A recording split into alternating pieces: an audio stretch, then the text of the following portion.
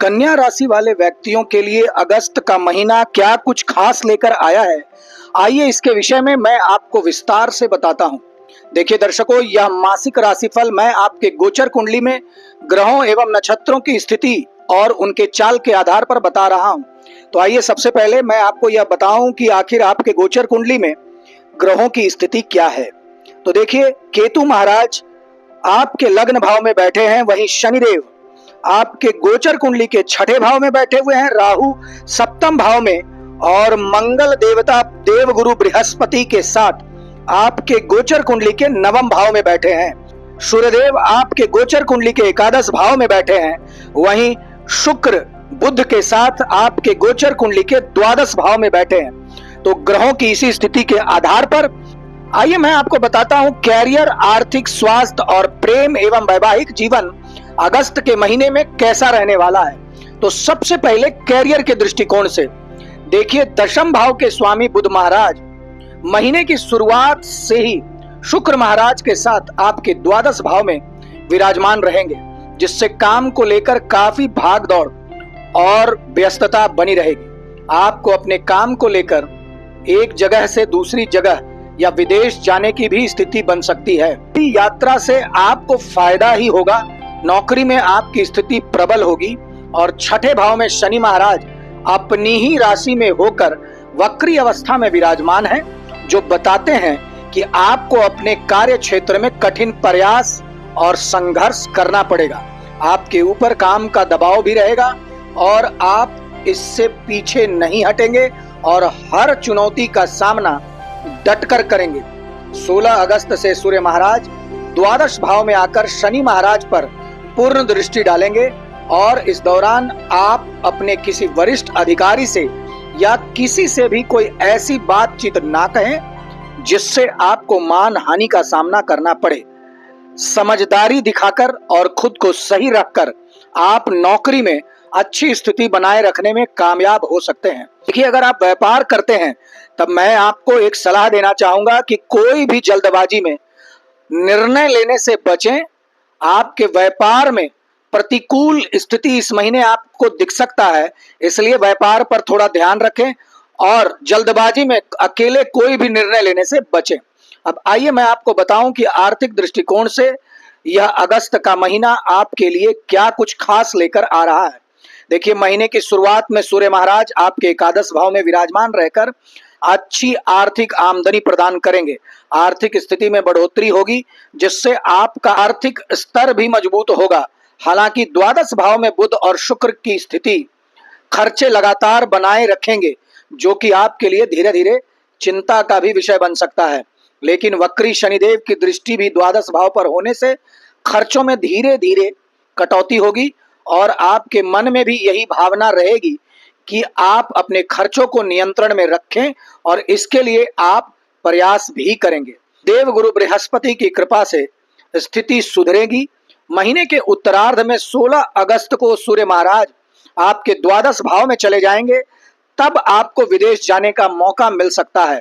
यात्राओं के कारण काफी धन खर्च होगा, लेकिन आपकी आर्थिक स्थिति ठीक बनी रहेगी।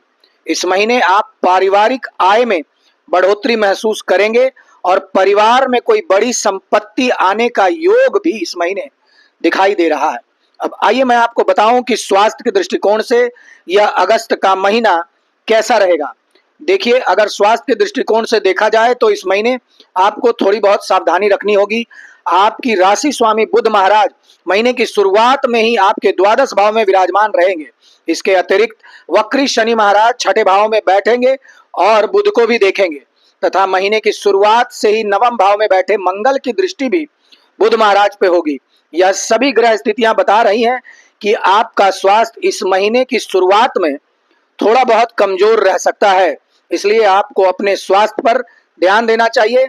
यदि कोई भी छोटी से छोटी समस्या महसूस हो रही है तो तुरंत इसका उपचार करने की कोशिश करें, ताकि आपको कोई बीमारी बड़ा रूप ना ले ले। देखिए, पूरे महीने आप अपने स्वास्थ्य समस्याओं पर ध्यान दें, परंतु आंखों से संबंधित समस्याएं और पैरों में दर्द या चोट लगने जैसी स्थिति से आप सावधान रहें। अब आइए मैं आपको बताऊं कि प्रेम और वैवाहिक दृष्टिकोण से यह अगस्त का महीना कैसा रहेगा। देखिए, पंचम भाव के स्वामी शनि महाराज छठे भाव में वक्री अवस्था में रहेंगे और पंचम भाव पर सूर्य महाराज का प्रभाव रहेगा। आप और आपके प्रियतम के बीच अहम का टकराव इन ग्रह स्थिति की वजह से हो सकता है। हालांकि द्वादश भाव में शुक्र और बुध स्थित हैं, जिनका प्रभाव आपके पंचमे शनि पर रहेगा, जिससे बीच बीच में प्रेम की बातें भी आप दोनों के बीच में होगी, अच्छी बात होगी। और नवम भाव में बैठे बृहस्पति महाराज अपनी पूर्ण नवम दृष्टि से आपके प्रेम संबंध की रक्षा करेंगे और आपका रिश्ता विधिवत चलता रहेगा, ऐसा वो आपको आशीर्वाद देंगे। देखिए, 26 अगस्त से मंगल महाराज दशम में बैठकर पंचम भाव को देखेंगे, जो कि प्रेम संबंधों में तनाव को बढ़ा सकते हैं। देखिए, यदि आप विवाहित हैं तो पूरे महीने सप्तम भाव में राहु की उपस्थिति रहने की वजह से आपके रिश्तों में उतार चढ़ाव की स्थिति बनी रहेगी। आपके जीवन साथी कुछ लापरवाही दिखाएंगे और अपने आप को सर्वोपरि मानकर अपनी मर्जी चलाने की हर समय कोशिश करेंगे, जिससे आपके बीच थोड़ी बहुत दिक्कतें हो सकती है। लेकिन देवगुरु बृहस्पति आपके नवम भाव में बैठे हैं और आपके प्रथम भाव पर भी दृष्टि डाल रहे हैं, जिससे आप शांत रहकर और समझदारी से निर्णय लेंगे और अपने रिश्ते को पति और पत्नी दोनों संभाल लेंगे। आप अपने जीवन साथी के साथ किसी तीर्थ स्थल या किसी दूर स्थान पर जाकर कुछ समय एक दूसरे के साथ बिताएं तो आपके बीच की गलतफहमियां दूर हो जाएंगी और रिश्ता प्रेम पूर्वक चलने लगेगा। अब आइए मैं आपको बताऊं कि आखिर अगस्त के महीने में आपको कौन से वे ज्योतिषीय महा उपाय करने हैं, जिससे कि यह महीना आपके लिए अत्यंत ही सुखदायक हो जाए। तो देखिए, आपको प्रतिदिन या यदा कदा देखिए आपको मछलियों को दाना डालना चाहिए। जब भी संभव हो, जिस दिन भी संभव हो, यह उपाय अवश्य करें। शनिवार के दिन समी का वृक्ष अवश्य लगाएं और उसे जल अवश्य दें।